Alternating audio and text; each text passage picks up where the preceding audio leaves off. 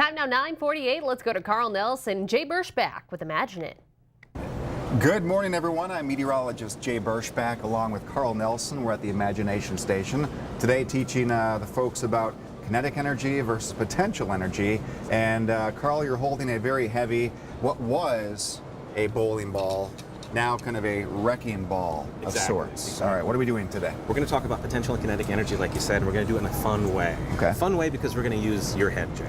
All right? Sounds like fun. We got a bowling ball. It's on a long string, a long rope, about 15 feet high. And what we're going to do is we're going to watch it as it changes from, right now it has potential energy, okay? I'm holding it, I don't know, 4 feet off the ground. If I release it, that potential energy can be converted into kinetic energy as the ball moves across the floor. Potential energy, maximum kinetic energy, maximum potential energy. Okay, so it's shifting back and forth. Okay. Potential, kinetic, potential. Now, the cool thing about this is you can't create energy. It's not going to gain any extra energy as it's moving, okay?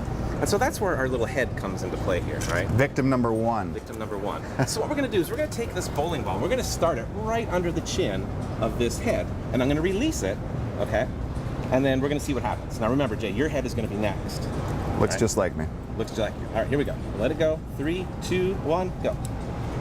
And as the ball comes back, it's going to, oh. How about that, Carl? How about that?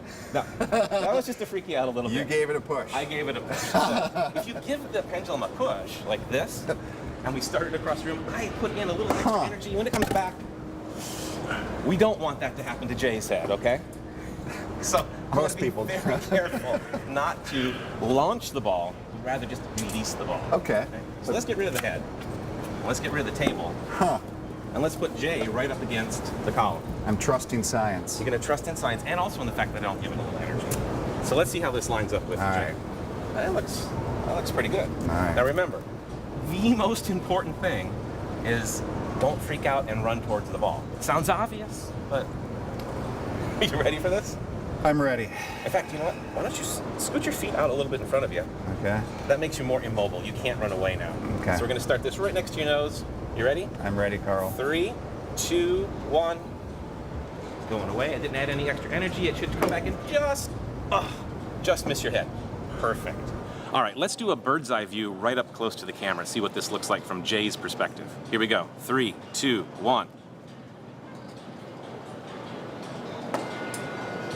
Was that freaky though when it comes back at your face? A little freaky. Not every day you have a bowling ball flying at your face, trusting that the energy will transfer, it'll stop and go back. Right, and we're losing a little energy due to air friction as the ball flies through the air.